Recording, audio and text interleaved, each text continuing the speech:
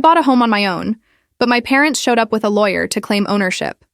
They stood on my porch, the one I'd painted seafoam green last spring, with a man in a gray suit holding a leather briefcase, and my mother Destiny had that smile, the one where her lips stretched thin and her eyes went dead. My father David stood behind her, arms crossed, looking at my three-bedroom craftsman like a lion eyeing prey. The lawyer, Michael, adjusted his wire-rimmed glasses and said, "Miss April, we need to discuss the ownership arrangement of this property." I was still holding my coffee mug, steam curling up between us. I remember the ceramic felt warm against my palms while my blood went ice cold. My neighbors Kyle and Monica from 2 houses down had stopped trimming their hedges. I could see them frozen mid-clip, watching. Destiny stepped forward, her heels clicking on the wooden slats I'd replaced myself, and said, "Honey, we're not here to cause problems. We just want what's legally ours." The lawyer opened his briefcase with 2 sharp clicks. Inside were documents, lots of them, all stamped and official looking. My father finally spoke. "You used our money for the down payment. That makes us co-owners. Michael here will explain the details." I set my coffee mug down on the porch railing very carefully. I didn't throw it. I didn't scream. I smiled, a real one, and said, "Please come inside. We should discuss this properly." That smile made my mother's face flicker with confusion for half a second, before her mask slid back. They didn't know I'd been expecting this for 6 months. They didn't know I'd recorded every phone call since they'd asked me how much the house cost back in March. They didn't know my best friend Courtney was a real estate attorney who'd helped me document every single dollar I'd earned, saved, and spent. They thought I was still their naive daughter who'd believed them when they said family came first. I'd worked 60-hour weeks as a project manager for 3 years to save $80,000. I'd lived in a studio apartment with a Murphy bed. I'd meal prepped chicken and rice for 800 days straight. And the day I closed on this house, this beautiful 1920s craftsman with original hardwood and a clawfoot tub, I'd called them crying happy tears. My mother had said, "We're so proud of you, sweetheart." 2 weeks later, she'd asked for a spare key in case of emergencies. I led them into my living room, the one with the fireplace I'd repointed myself, watching YouTube videos at 2 a.m. Michael sat on my vintage velvet sofa, the one I'd reupholstered, and spread papers across my coffee table. "Your parents contributed $15,000 to your down payment," he began. I let him talk. I sat in the armchair I'd found at an estate sale, hands folded in my lap, face serene. My father was looking around, calculating. I could see him counting furniture, noting the new kitchen appliances visible through the doorway, eyeing the exposed brick I'd carefully restored. Destiny was already planning where her furniture would go. I could tell by how her eyes lingered on the wall space. "That's interesting," I said when Michael finished his speech about financial contributions and equitable ownership, "because I don't recall receiving $15,000 from anyone." My mother's smile tightened. "Sweetie, we wired it to your account in February, remember? We said it was an early inheritance." I nodded slowly. "I remember you wiring $15,000. I also remember wiring it back 3 days later with a note that said, 'Thank you, but I've got this.'" The room went very quiet. Michael's pen stopped moving. My father's face reddened. "You. What?" Destiny's voice had gone shrill. I stood up and walked to my built-in bookshelf, pulling out a thick binder. "I keep excellent records," I said pleasantly. "Bank statements, transaction histories, emails, text messages, all time-stamped and cross-referenced." I opened it to a tabbed section marked February 2024 and showed them the wire transfer receipt, the return wire, the email exchange where they'd insisted I keep it, and my polite but firm refusal. "You sent it back?" My father looked genuinely shocked. "I sent it back," I confirmed. "I bought this house with my money, my savings, my credit score. My name is the only one on the deed." Michael was flipping through documents in his briefcase, frowning now. Destiny's composure was cracking. "But we helped you," she was grasping now. "You lived with us during college. We fed you, clothed you." I smiled again, wider this time. "You mean the 18 months I lived in your basement during my junior and senior year, when I paid you $400 a month in rent and bought my own groceries? I have receipts for that too. Venmo transfers every first of the month." I turned to another tab in my binder. "Would you like to see them?" The silence was delicious. Kyle and Monica had moved closer to my porch. I could see them through the window, pretending to examine their mailbox. My mother's hands were shaking. This is ridiculous. We're your parents. After everything we've done for you, what have you done for me? The question came out quieter than I'd intended, but it cut through her building hysteria like a knife. What exactly have you done for me that I haven't paid back 100 times over? She couldn't answer. Neither could my father, because the truth was ugly and we all knew it. They'd kicked me out at 18 with $200 and a duffel bag because I wouldn't co-sign a loan for my father's business opportunity. They'd missed my college graduation because they were at a casino in Atlantic City. They'd called me twice in 4 years, once to ask for money, once to ask for a job reference for my father. And when I'd finally bought something beautiful and permanent and mine, they'd smelled blood in the water. Michael was packing his briefcase. I think there may have been some miscommunication about the nature of the financial arrangement.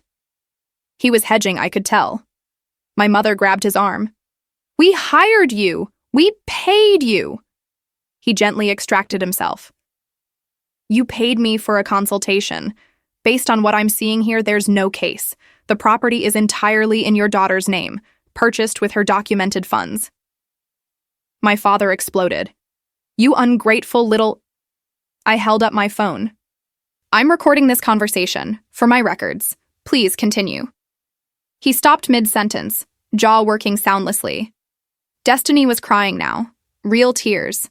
But they were tears of rage and frustration, not sadness. How could you do this to us? We're family. I stood up, walked to the front door, and opened it.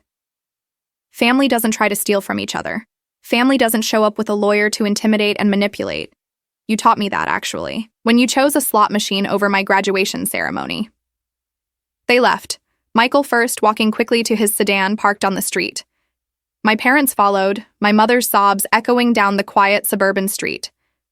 Kyle gave me a subtle thumbs up from his yard. Monica was openly grinning. I closed the door, locked it, and leaned against the solid wood. My hands were finally shaking, but not from fear, from relief, from vindication, from the pure satisfaction of watching them realize I wasn't their victim anymore. I picked up my coffee mug from the porch railing where I'd left it, still warm. I took a sip and looked around my house, my beautiful, hard-won, completely paid-for by me house. They had no idea what else I knew. No idea what I'd discovered while going through old family documents for my mortgage application. No idea that their attempt to steal my home was about to cost them so much more than a lawyer's consultation fee. But they would learn. Soon. The calls started the next morning. My cousin Haley texted first. WTF, April? Your mom is telling everyone you stole money from them? Then my Uncle Carlos. Need to talk. Your parents say you're refusing to give them their share of your house? I was at my kitchen table, laptop open, when my phone started vibrating like a chainsaw. 12 calls, 8 texts, all before 8 a.m. Courtney showed up at noon with Vietnamese takeout and a legal pad. Tell me everything, she said, dumping spring rolls onto my counter. I showed her the texts, the voicemails, the Facebook post my mother had written claiming I'd betrayed them after they'd sacrificed everything for me. It had 43 comments already, mostly from relatives I hadn't spoken to in years, all telling me to respect my elders. She's building a narrative, Courtney said, chewing thoughtfully. Classic Darvo, deny, attack, reverse victim, and offender. But I wasn't worried about the social media circus. I was thinking about the folder I'd found 3 weeks ago. Court, when I was gathering documents for my mortgage, I had to prove my income history. The bank wanted 3 years of tax returns. I pulled out a manila envelope from my kitchen drawer. I found copies of my parents' returns from when I lived with them. They'd asked me to help file them because I understood computers better. I spread the papers across my table. Look at their reported income for 2019. Courtney whistled. $22,000? For both of them? I nodded. They claimed disability. My dad's back injury, my mom's fibromyalgia. But here's the thing. I also found their bank statements from that year. They were depositing $3,500 every month from an LLC called Sunset Property Management. I showed her the highlighted deposits. That's $42,000 a year in unreported income while collecting disability benefits. Holy shit. Courtney was scanning the documents now, her lawyer brain clicking into gear. This is fraud. Federal fraud. I pulled out another folder. It gets better. The LLC owns 3 rental properties in Philadelphia. I found the deeds while I was researching my own title. My parents are listed as managers. They've been collecting rent, claiming disability, and reporting poverty-level income for 6 years. My phone buzzed. A text from my father. You have 48 hours to add our names to your deed or we're filing a lawsuit for elder abuse and financial exploitation. I showed Courtney. She laughed, sharp and mean. They're threatening you? Oh, April, they have no idea what they just walked into. But they weren't done. That afternoon, a police officer knocked on my door. Ma'am, we received a report that you're withholding medication from your elderly parents. I blinked at him. My parents are 53 and 55, and they don't live here. He looked embarrassed. They claimed you were their caretaker and had locked them out of their own home. I showed him my deed, my ID, my mortgage papers. This is my house. They've never lived here. I can show you the police report I filed yesterday about their harassment. The officer left with apologies, but I was shaking with rage now. They'd filed a false police report. They were trying to destroy my reputation, my peace, my home. Courtney put a hand on my shoulder. Let them dig. The deeper they go, the harder they'll fall. That night, Haley called again. April, I'm sorry I believed them at first, but my mom just told me something. Haley's mother was my father's sister. Your dad borrowed $15,000 from my parents last year for emergency medical bills. They never paid it back, and Mom found out they used it for a cruise to Cancun. I closed my eyes. How many people have they scammed? I'm going to find out, Haley said grimly. Over the next week, the stories came out. My father had borrowed $8,000 from his brother for surgery 2 years ago. Never repaid. My mother had run up $6,000 on my grandmother's credit card before she died, claiming she needed it for April's college expenses when I'd already graduated. They'd talked my Aunt Monica into co-signing a car loan, then defaulted, destroying her credit. They'd stolen a grandmother's ring from my cousin Cody's wife during a family gathering. They're predators, Courtney said. We were in her office now, files spread across her conference table. They see family as marks. I was building a spreadsheet, tracking every victim, every dollar, every lie. How much total? Conservatively, $73,000 stolen or borrowed and never repaid, from family alone. My phone rang. Unknown number. I answered on speaker. April, sweetheart, it's Mom. Her voice was saccharine now. I think we got off on the wrong foot.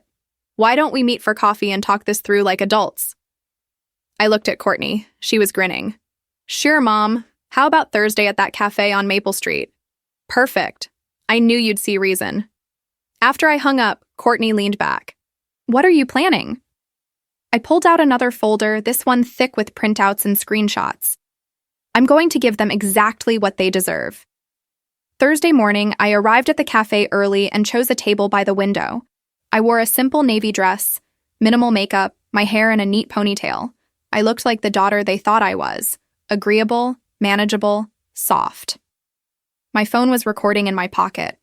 Courtney was at a table on the patio, laptop open, pretending to work. Destiny arrived first, air-kissing both my cheeks like we were in a French film. David followed, looking uncomfortable in a button-down shirt he'd clearly borrowed. You look well, my mother said, settling into her chair. The waiter came. They both ordered expensive lattes and pastries. I ordered black coffee. My mother dove right in. We've been thinking about what you said, about us not being supportive. Her hand reached across the table for mine. I let her take it. We want to make things right. That's good to hear, I said carefully. David cleared his throat. We've been talking to some family members. They mentioned you've been asking questions about financial things. Ah, so someone had warned them.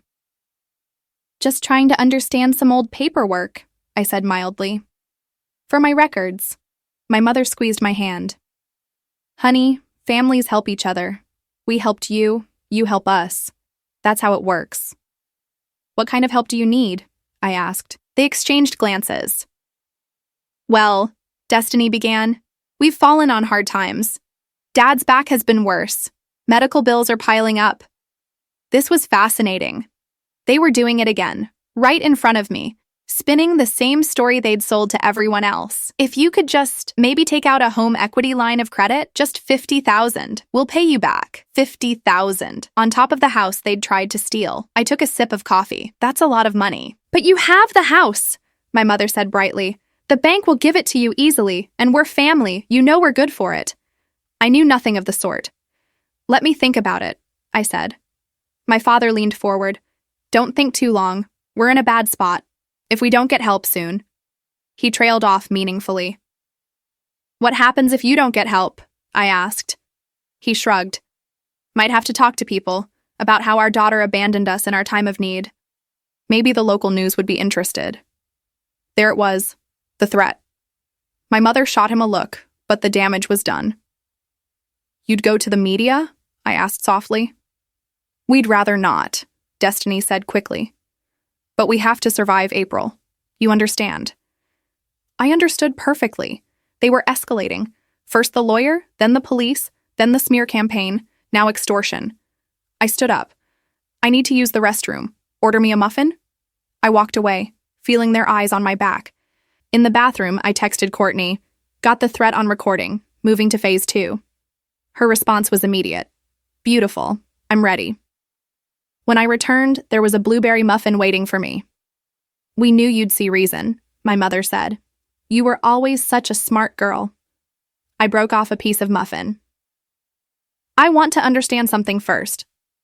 The disability benefits you've been collecting. They're from Dad's back injury, right? A flicker of unease crossed David's face. That's right. The one from the construction site accident in 2018? Yes. The thing is, I said conversationally, I have photos of you from last summer, playing golf at Pebble Creek, carrying your own clubs. The table went silent. And Mom, your fibromyalgia? It's so debilitating you can't work, right? But you went on a cruise last year. Haley showed me the pictures. You were ziplining. Destiny's face went white. How dare you investigate us? How dare I repeated. Mom, you showed up at my house with a lawyer. You filed a false police report. You've been telling everyone I'm a thief. But when I look into the actual facts, what do I find? Tax fraud, disability fraud, stolen money from every family member who trusted you. David was standing now. You need to stop talking. Or what? I asked. You'll call the news? Please do. I'd love for them to investigate your finances. My mother was crying, her carefully applied mascara running. We're your parents. You can't do this to us. Do what? I asked. Tell the truth? A woman from the next table was openly staring now. Courtney had moved inside, sitting at the bar, watching. My father grabbed my arm. You shut your mouth right now. I looked at his hand on my arm, then at his face. Let go of me. He squeezed harder. Not until you promise to keep quiet about things that aren't your business. Sir, I need you to release her. The cafe manager had appeared, a broad-shouldered man named Kyle, different Kyle than my neighbor, but equally protective. My father dropped my arm. We were just leaving, he muttered. No, I said. You were just leaving. I'm going to finish my coffee. They left. My mother was sobbing loudly enough for everyone to hear, playing the victim until the very end. The cafe erupted in whispers. Kyle, the manager, brought me a free muffin. You okay? He asked. Never better, I said honestly. That night, Haley called. They showed up at my parents' house, screaming about you. My dad kicked them out. Carlos texted, Your mom tried to tell me you're on drugs. I told her to get off my property. One by one, family members were seeing through them. But I wasn't done. Not even close. I met Courtney at her office Friday morning. I've contacted the IRS, she said. Submitted an anonymous tip with your documentation about the unreported rental income. I've also reached out to the Social Security Administration about the disability fraud. I nodded. What about the family members they stole from? I've prepared documentation for each of them. If they want to pursue civil suits, they have everything they need. And my grandmother's ring that they stole from Cody's wife? Courtney smiled. I found the pawn shop where they sold it. Security footage and everything. That's felony theft. I felt calm, centered. When does this all land on them? IRS investigations take time. Courtney said. But Social Security moves faster when there's evidence of ongoing fraud. I'd say 2 weeks, maybe 3, before they get their first notice. My phone buzzed. A text from an unknown number. You're going to regret this. I showed Courtney. She photographed it. Evidence of harassment. Keep every message. They were getting desperate now. They knew I had something, but they didn't know what. They were lashing out, hoping to scare me into silence. They were about to learn I don't scare easily. The certified letter arrived at their apartment on a Tuesday. I know because Haley told me my parents had immediately called her, screaming about government persecution and demanding she loan them money for a lawyer. What's in the letter? Haley asked me. I think the Social Security Administration wants to discuss their disability claims, I said carefully. The next day, David showed up at my office. I worked at a tech company downtown, open floor plan, lots of witnesses. He stood by my desk, red-faced and shaking. You did this. My coworker Cody was already standing, phone in hand. Sir, this is a private workplace. My father ignored him. You called the government on us, your own parents. I stayed seated, calm. I didn't call anyone.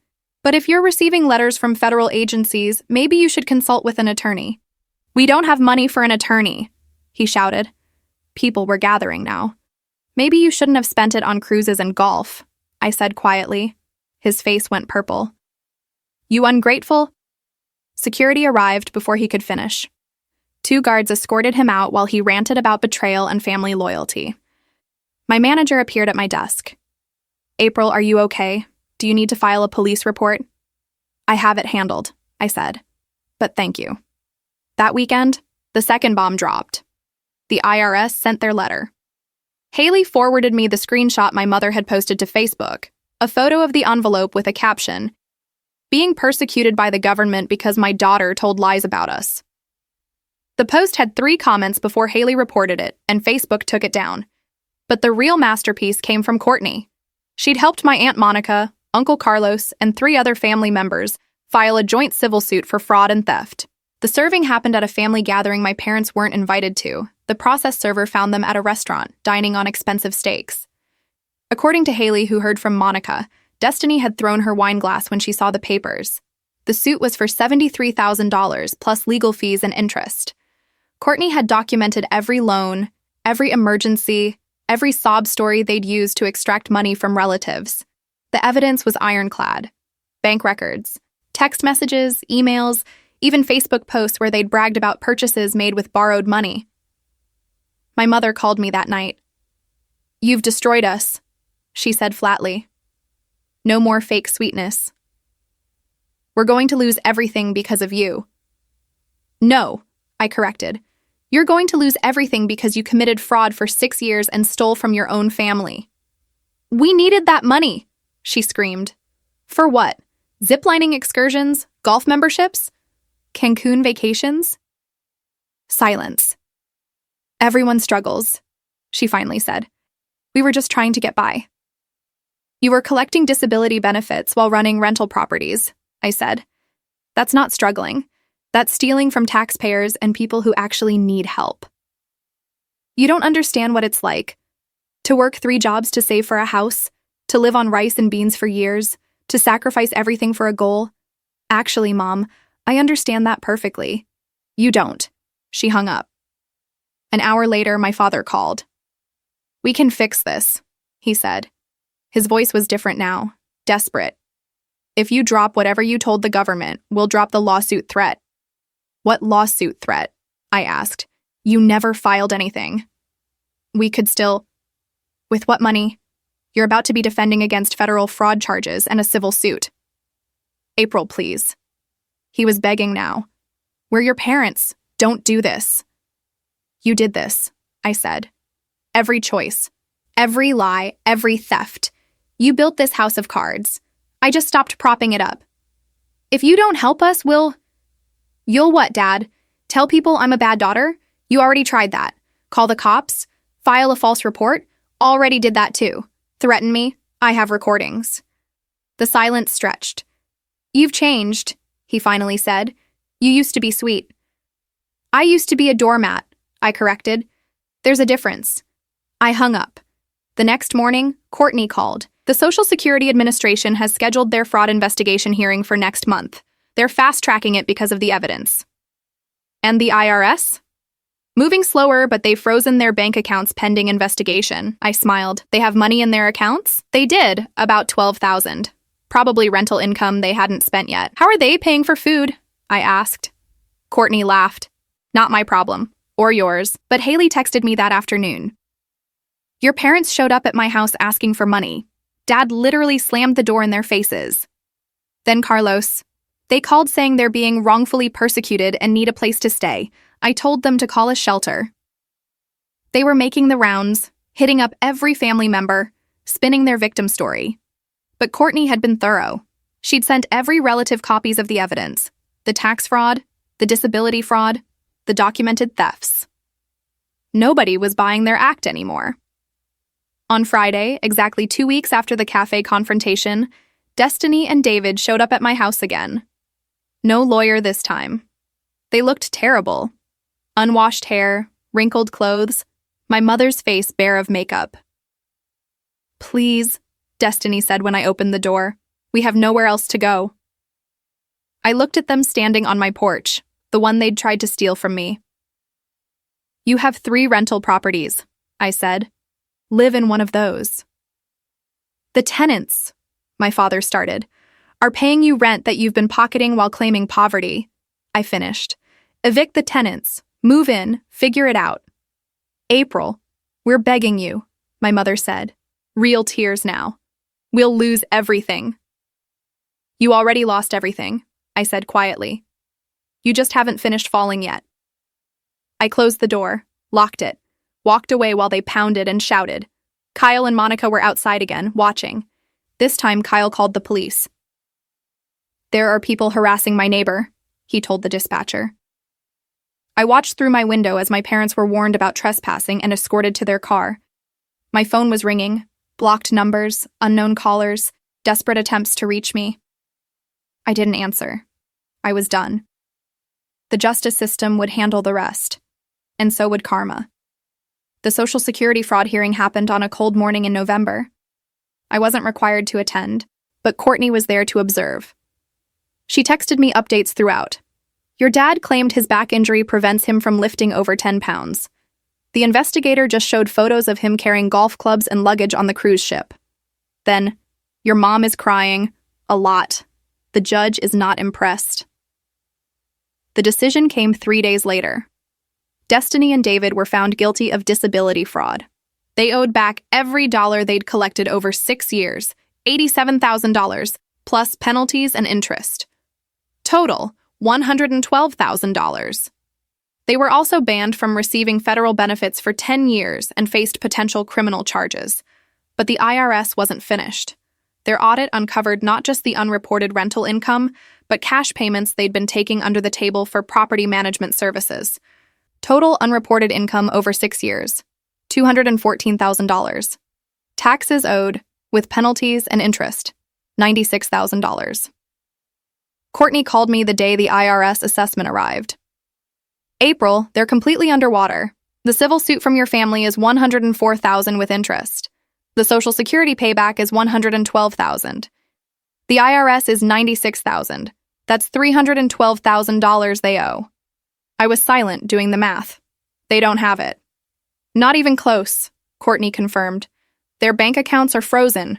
The rental properties are mortgaged to the hilt. I checked. They have maybe $40,000 in equity total across all 3. What happens now? I asked.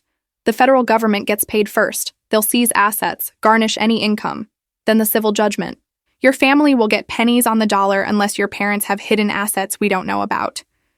They don't, I said. I'd been thorough. Then they'll be functionally bankrupt for the rest of their lives. The family civil suit went to court in December. My parents didn't show up. They couldn't afford an attorney and were too proud to represent themselves and admit guilt. The judge issued a default judgment, $104,000 awarded to the family members they'd defrauded. Courtney immediately filed liens against all 3 rental properties. Haley called me after the hearing. They're going to lose the properties.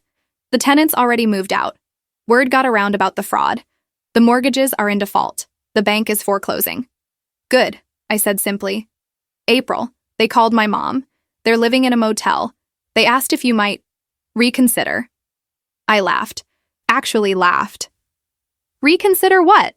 They tried to steal my house. They committed fraud against the government and our family. They filed a false police report against me. What exactly should I reconsider? I know, Haley said quickly. I told them the same thing, but my mom feels guilty. Don't let her give them money, I interrupted. She'll never see it again. You know that. Silence. Yeah, I know. In January, the criminal charges dropped. The district attorney charged them with disability fraud and tax evasion. Their public defender negotiated a plea deal, probation, community service, and full financial restitution. No jail time, but their names were now in the public record as convicted fraudsters. The local newspaper ran a story. Couple pleads guilty to disability fraud, owing over $300K. My mother's Facebook profile, which she'd used to smear me, was tagged in the article by half a dozen relatives. She deleted her account the same day. By February, the foreclosures were complete. All 3 rental properties were seized by the banks. The $40,000 in equity went straight to the federal government, a drop in the bucket of what they owed. The IRS garnished David's new job at a warehouse. He was making $14 an hour, and they were taking 30% of every paycheck. Destiny was working retail. Same situation. They'd moved into a 1-bedroom apartment in the worst part of town. Haley drove by once and sent me photos. Peeling paint, cracked windows, cars on blocks in the parking lot. This is where they're living now, her text said. Do you feel bad? I looked at the photos. Then at my living room with the fireplace I'd restored and the built-in bookshelves I'd refinished. No, I replied. I feel free. The final piece fell into place in March. Cody's wife got her grandmother's ring back. The pawn shop had been cooperative once they saw the police report and the conviction records. My parents had sold it for $800. It was worth $8,000. Cody pressed charges for felony theft. Another conviction. More probation. More community service. Every family gathering, Easter, birthdays, summer barbecues, happened without Destiny and David. Nobody invited them. Nobody wanted them there. They'd become pariahs in their own family. The cautionary tale parents told their kids about greed and dishonesty. I ran into my mother once at a grocery store in April. She was in the discount aisle, filling her cart with dented cans and day-old bread. She saw me and froze. I had a cart full of fresh produce, good cheese, a nice bottle of wine. We stared at each other across the aisle. She looked old, worn down, defeated. April, she said quietly. I hope you're happy. I thought about it, really thought about it. I am, I said. I really am. I walked away. I didn't look back. 2 years later, I'm sitting on my back porch, the one I added with my promotion bonus, drinking morning coffee and watching birds at the feeder I installed last spring. My house is worth $60,000 more than I paid for it. I refinished the basement into a home office. The garden is thriving. Everything is exactly as I wanted it. Haley visited last weekend. Your parents are still in that apartment, she said. Dad's warehouse job is their only income. Mom got fired from retail for attitude issues. They're making their monthly payments to the IRS, but at this rate, they'll be paying until they're 90. I sipped my coffee. That's what happens when you steal. You don't feel anything? Haley asked. Not guilt or... Why would I feel guilt? I interrupted. They tried to steal my house. They committed fraud. They victimized our entire family. The consequences they're facing are the ones they earned. Carlos and his wife came for dinner last month. We sat at my dining table, the one I'd found at an estate sale and restored, and they toasted to family who actually shows up. Monica and Kyle from down the street have become genuine friends. We have a weekly game night. My real family, the one I chose, fills this house with laughter and warmth. I got a text last week from a number I didn't recognize. This is your father. Your mother is sick. She needs help. I blocked the number. 2 days later, a different number. Please, April, we're your parents. Blocked. They're still trying to manipulate, still looking for an angle, still believing I owe them something.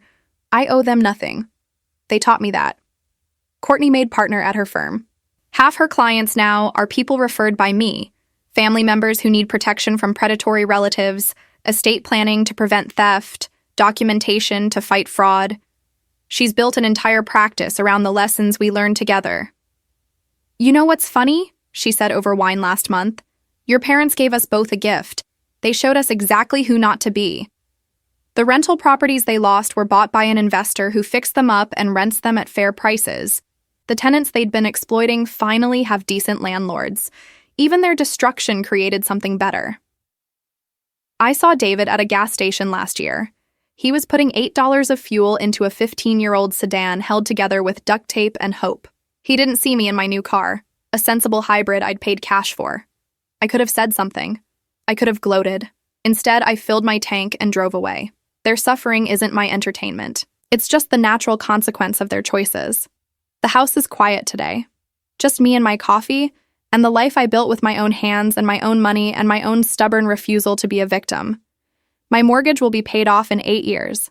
I'm maxing out my retirement accounts. I have 6 months of expenses in emergency savings. Everything they tried to take, everything they tried to destroy, it's not just intact, it's thriving. Sometimes people ask if I regret burning bridges with my parents. I tell them I didn't burn the bridges. I just stopped setting myself on fire to keep them warm. There's a difference.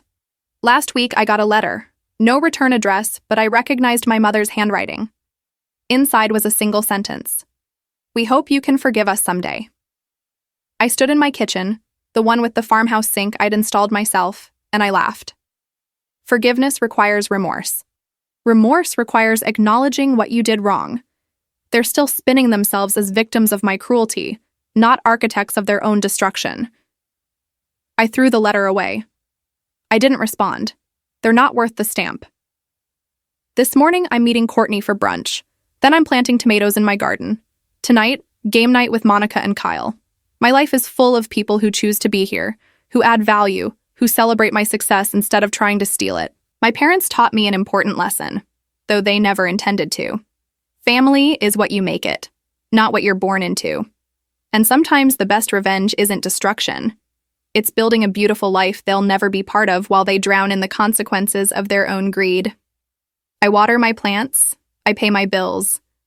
I sleep soundly in my home that they can't touch. And every single day, I choose peace over their chaos, truth over their lies, and myself over their endless need. They're still out there, still struggling, still blaming me for holding them accountable. And I'm here in my home, living my life completely and utterly free of them. That's not revenge. That's justice. And it tastes better than any vindication I could have imagined.